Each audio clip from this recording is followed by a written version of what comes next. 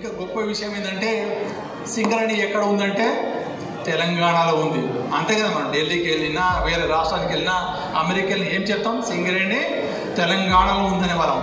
ఇప్పుడు సింగరేణి తెలంగాణలో ఉందని కాదు, మీరు పూరి జగన్నాథ్ దర్శనంకి వెళ్తే అక్కడ ఎవరు అడిగితే అరే ఒరిస్సాలో కూడా మా సింగరేణి ఉంది, ఒరిస్సాలో కూడా మా సింగరేణి ఉంది. ఈరోజు రాజస్థాన్కి వెళ్తే మీ జైపూర్ జైసల్మేర్ ఉదయపూర్కి వెళ్తే రాజస్థాన్లో కూడా మేము సోలార్ పెడుతున్నాము, రాజస్థాన్ కోసం థర్మల్ పవర్ ప్లాంట్ చేస్తాము.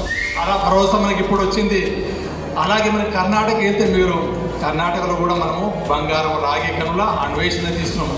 సో సింగరేణి సంస్థ రాష్ట్ర ప్రభుత్వ సంస్థ నుంచి ఒక పాన్ ఇండియా దేశవ్యాప్తంగా ఉన్న సంస్థగా మనమందరము తీర్చిదిద్దాము.